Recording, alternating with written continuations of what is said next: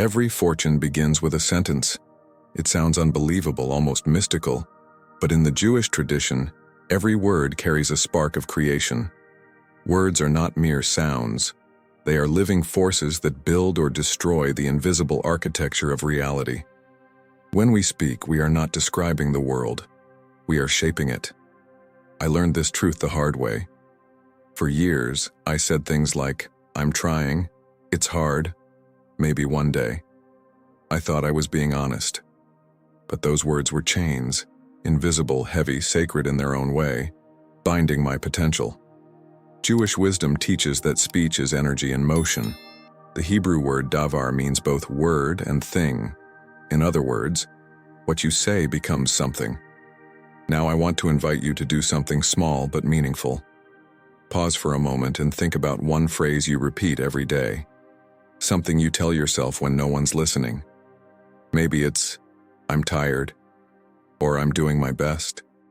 Write it in the comments below. Don't overthink it. This is not a game, it's a mirror. I'm asking you to do this because by the end of this journey, you'll understand exactly how that phrase is shaping your financial, emotional, and even spiritual reality. There's a story from the Talmud that says, life and death are in the power of the tongue. It doesn't say success and failure, it says life and death, because the spiritual world listens before the physical one responds. Every blessing, every opportunity begins with vibration, with words that align the heart and the divine. When I first studied this, I realized something terrifying and beautiful. Maybe I wasn't unlucky. Maybe I was simply careless with my speech. Jewish mystics believe that when a person speaks with gratitude, heaven opens a door. When a person complains, that door closes. It's not superstition, it's spiritual physics. So when you hear that Jewish communities often attract wealth, innovation, and resilience, it's not just about culture or education. It's about a sacred relationship with language. Every blessing begins in the mouth before it appears in the world. Imagine if you could change your financial destiny not by luck or force, but by reprogramming your speech, by realigning your words with divine patterns that have worked for thousands of years. Because the truth is, you can. But first, you need to understand what lies beneath those words, the spiritual DNA that makes them powerful. Let me show you the code hidden inside Jewish wisdom, the same code that silently attracts abundance. In Hebrew, the word for money is kesef. But kesef doesn't just mean wealth, it means longing, desire, yearning. This single word reveals the entire spiritual DNA of prosperity. Because in Jewish wisdom, money is not evil, nor is it merely material. It is energy that flows toward purpose. It is longing made visible. Think about it. Every transaction in your life begins with desire, the desire to create, to give, to improve. The problem is not wanting. The problem is forgetting why we want. In the Torah, Abraham was blessed in all things, not because he chased riches, but because he chased meaning. Wealth followed him because his intention was aligned with divine will. This is the essence of Jewish prosperity. Money is sacred when it serves the soul. When the purpose behind your earning is service, gratitude, or growth, it becomes a spiritual magnet. When it is driven by fear or pride, it becomes heavy, almost cursed. That's why the sages said, "Where your intention goes, your blessing flows." The Talmud and the Proverbs constantly weave the idea that material success and spiritual alignment are two sides of the same coin. Honor the Lord with your wealth, Proverbs says, and your barns will be filled with plenty. In that verse lies a cosmic principle. Money responds to honor. Gratitude, generosity, and responsibility are not moral obligations. They are technologies of abundance. Over centuries, Jewish communities thrived under pressure, not because they sought wealth, but because they sanctified it. They treated money as a tool for mitzvah, for good deeds, for education, for family, for building something eternal.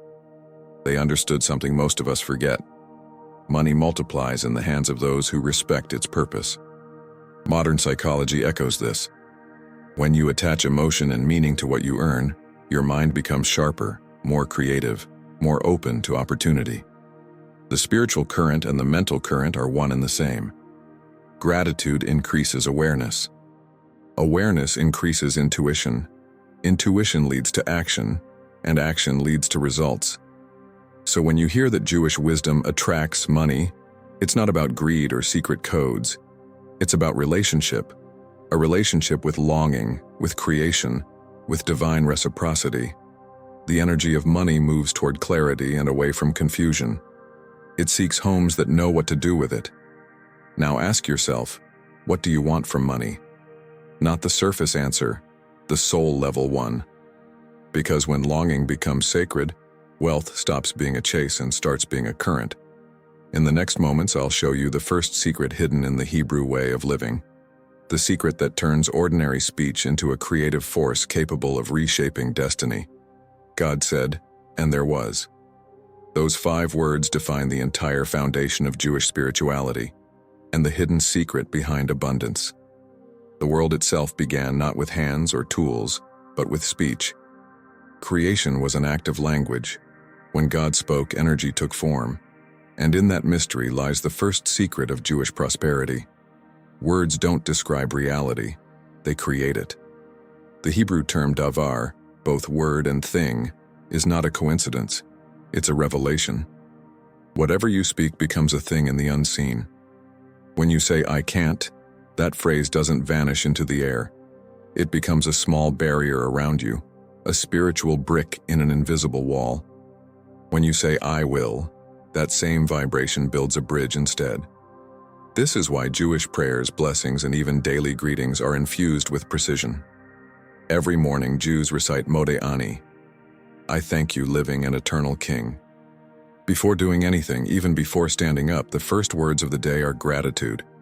It's a daily act of creation, aligning one's energy with abundance. Gratitude opens doors before the mind even begins to plan. But most people use language in the opposite way. They use words to describe their limitations. I'm broke. I'm stressed. I'm unlucky. Without realizing it, they are affirming poverty, programming scarcity into the fabric of their existence.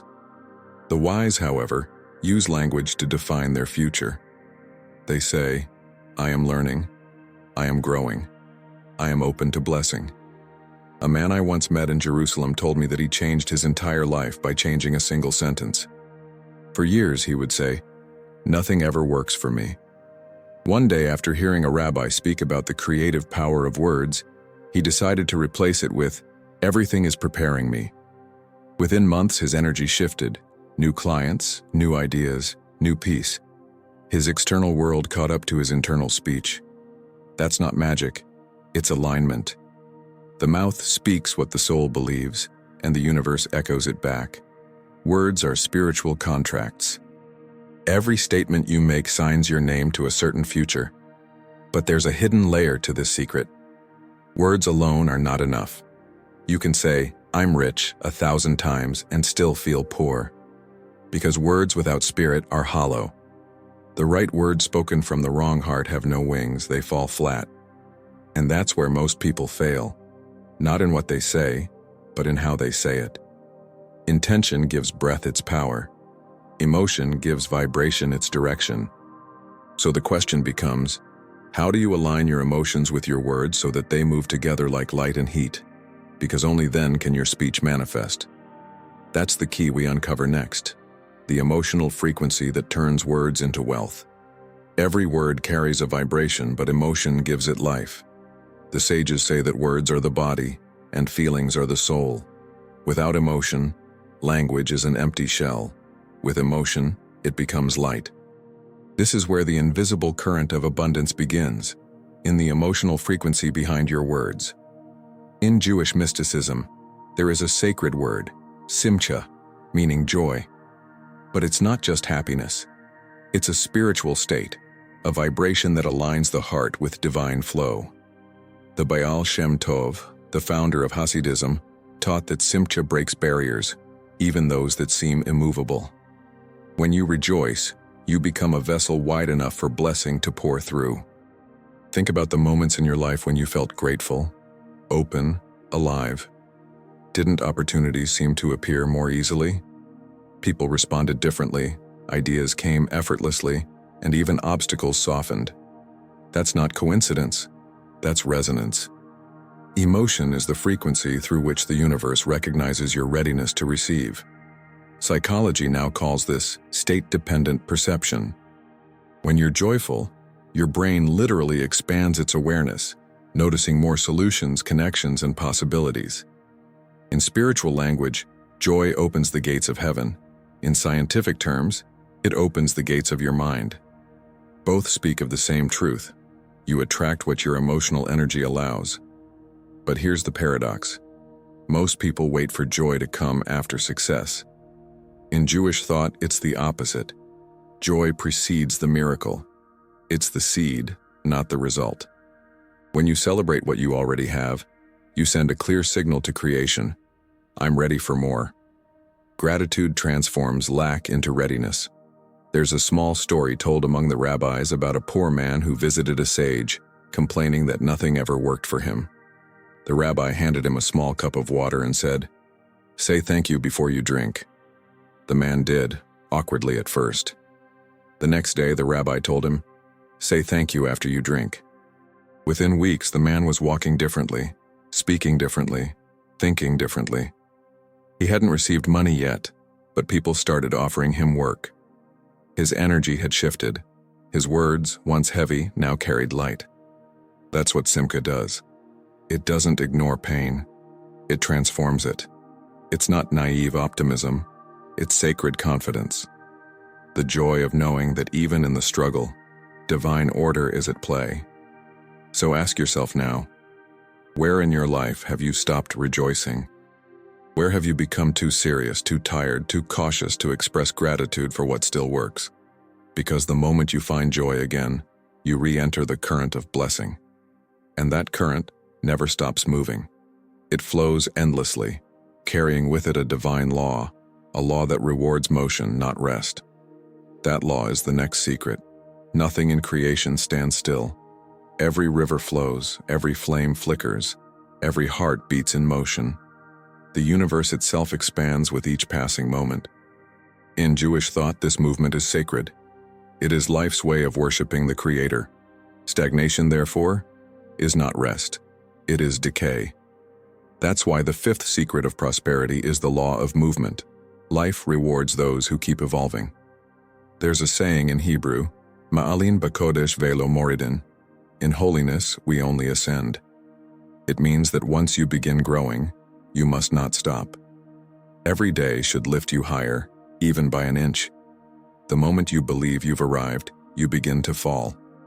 Many people lose their blessings because they stop when things start working. They think, "I've made it." But that is the most dangerous sentence in the language of abundance. The moment you stop moving, the spiritual current around you begins to dry. The sages often compared the human soul to water, pure only when it flows.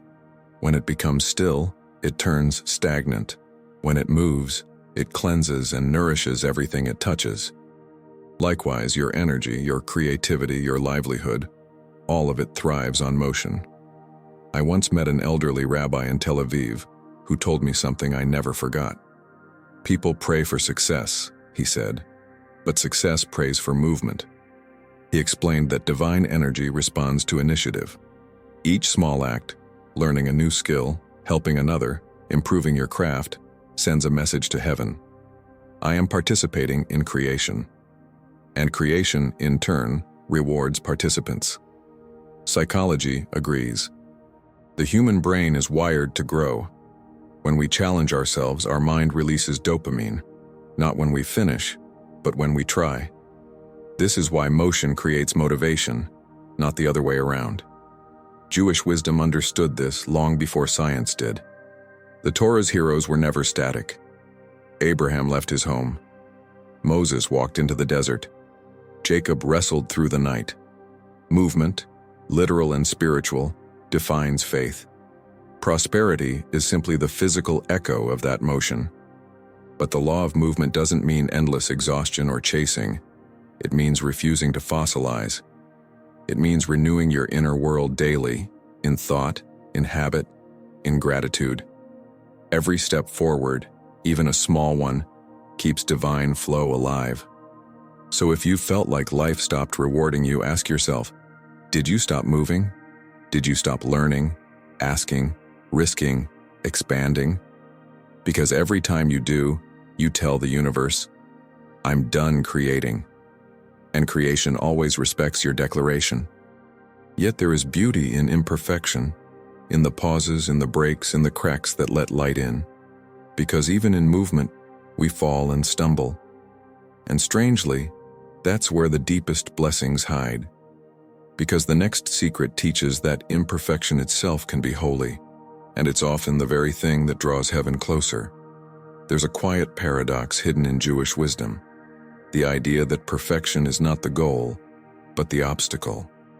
The sixth secret of prosperity is this: blessings flow not through flawless vessels, but through broken ones. The cracks, the flaws, the humbling moments, they're not signs of weakness. They're invitations for divine partnership.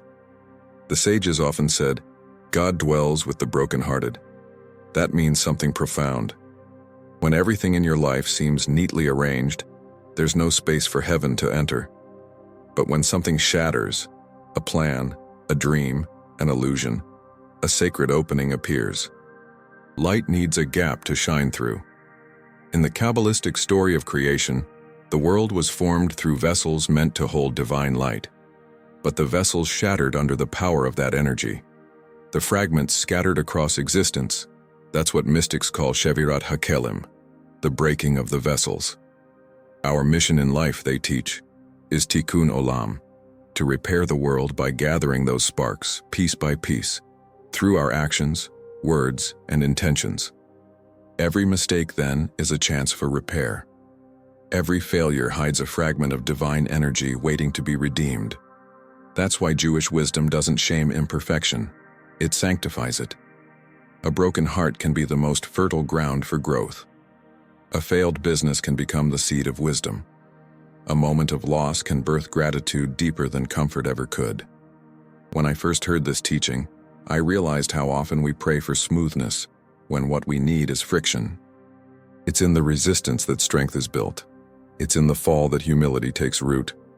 Without cracks, the vessel stays empty, flawless, but lifeless.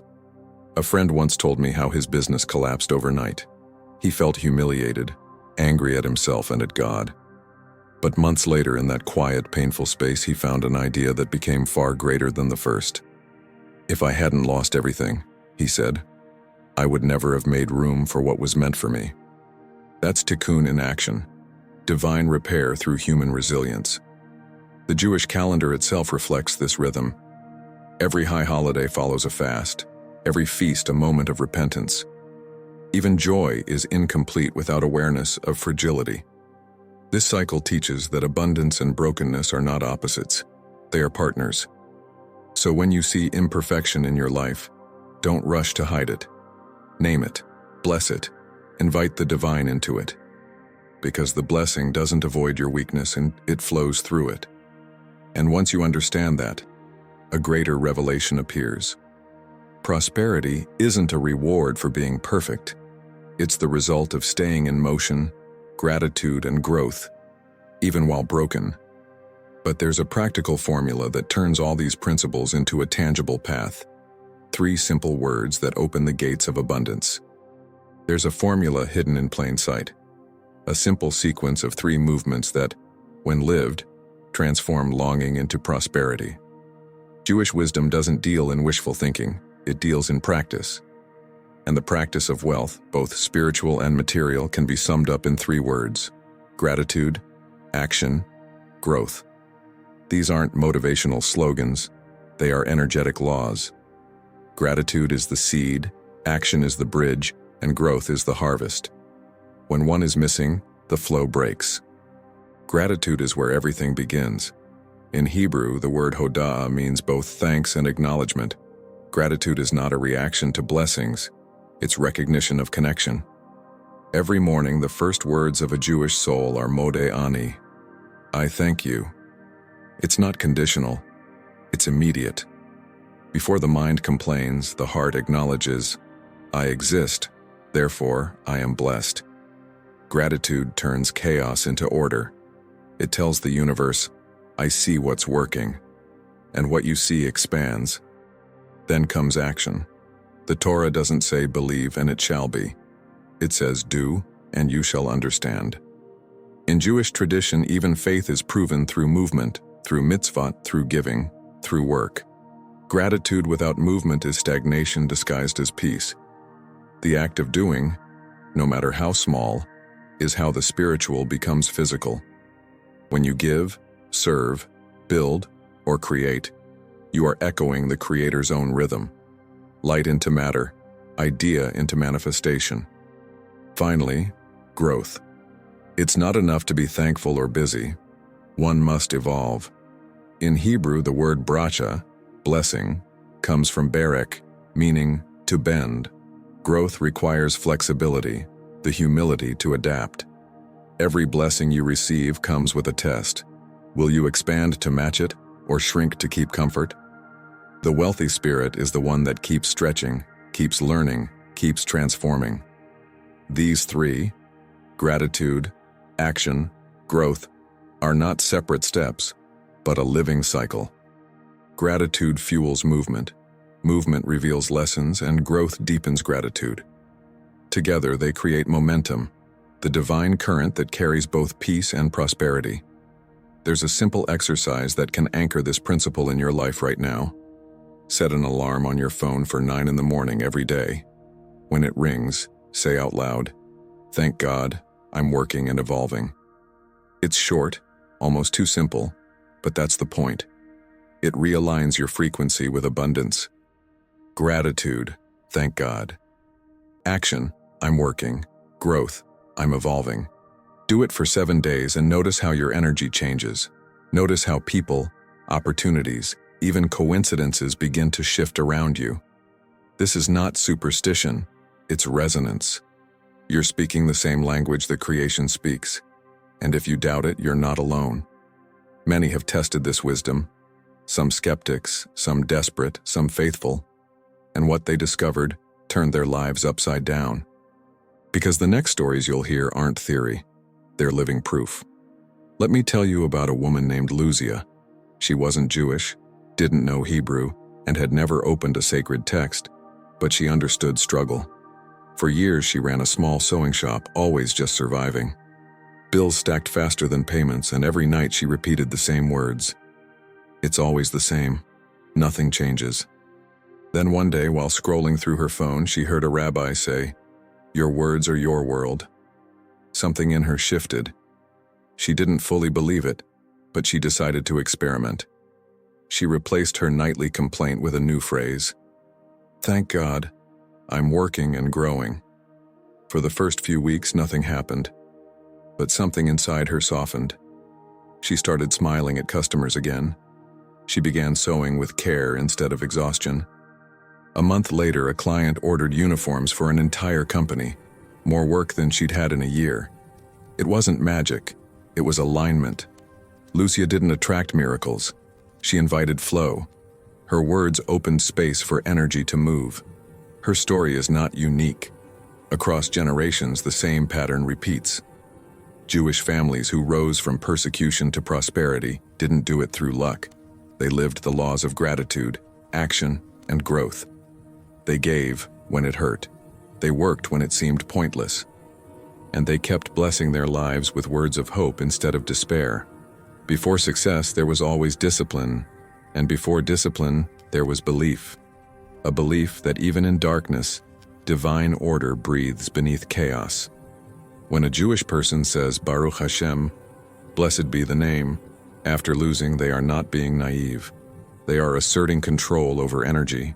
They are choosing to name light before it appears. Psychologically, that choice shifts everything.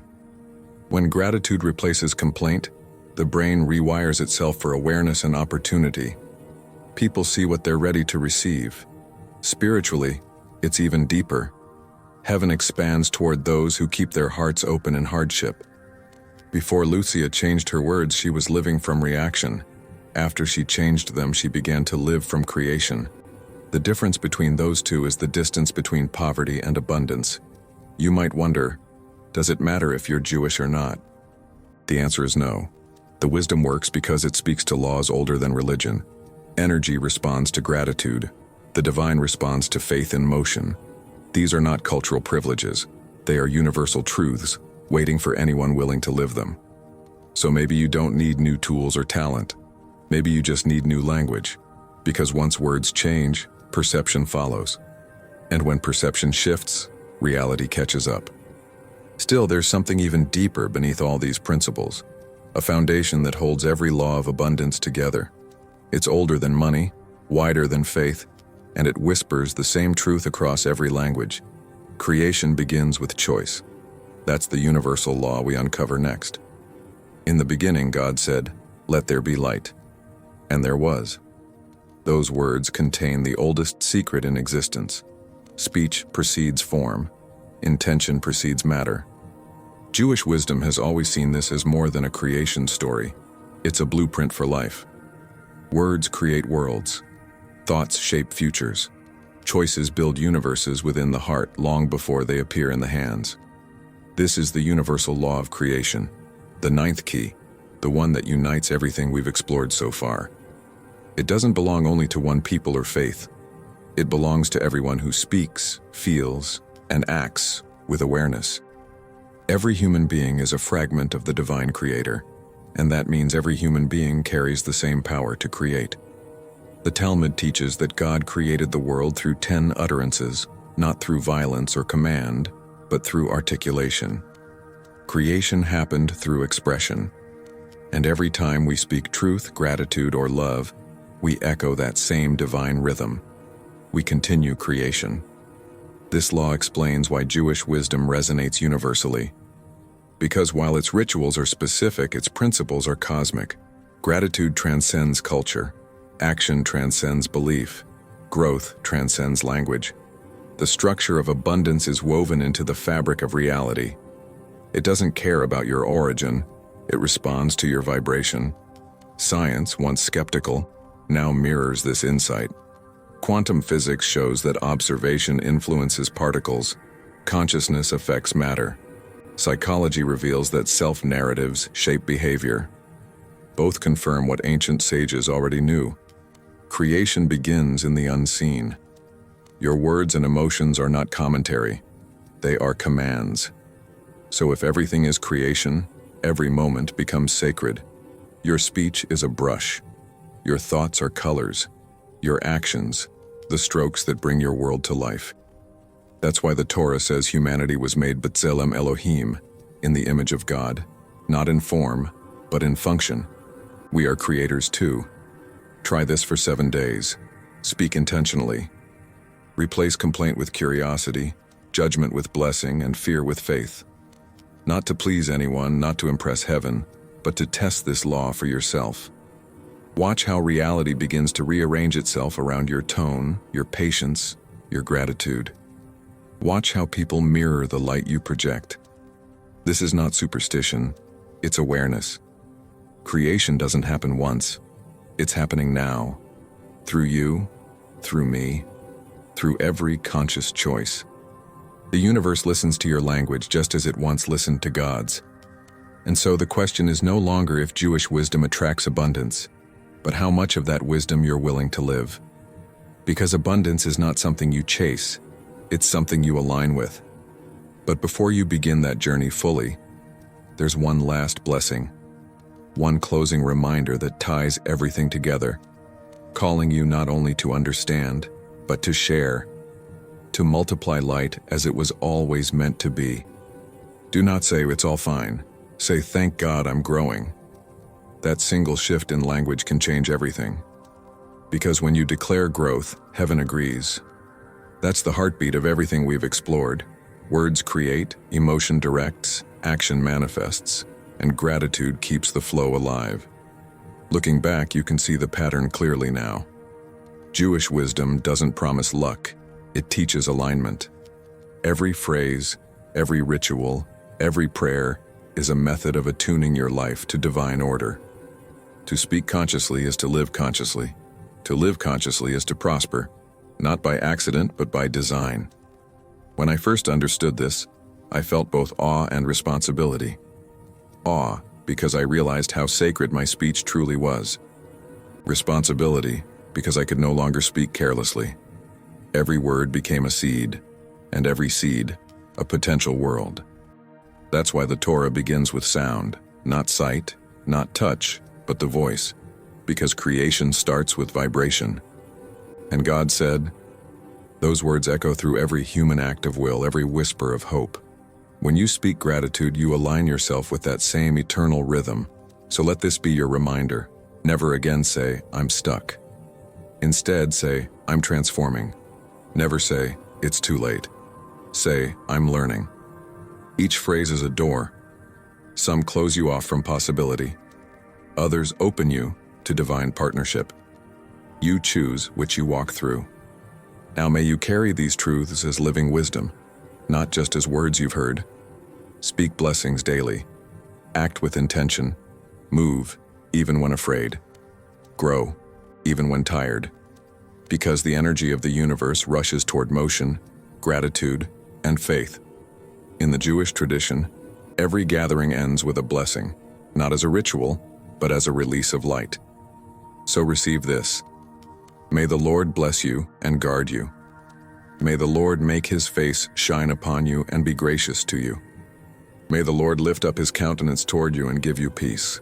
Carry that peace like a seed in your heart. Let it shape your tone, your choices, your work, because peace is not the absence of challenge, it's the presence of purpose. And now, I ask you for something small but meaningful. Share this message with 3 people who need it, not just as a video, but as a blessing. You'll see. When you give light, light multiplies. When you remind others of their power, yours deepens. This isn't the end of the journey. In fact, it's the threshold of a new one, because there's another layer of this mystery, one that explains not only how abundance flows, but how luck itself bends toward those who walk in wisdom. And that, my friend, is the secret I'll reveal next time.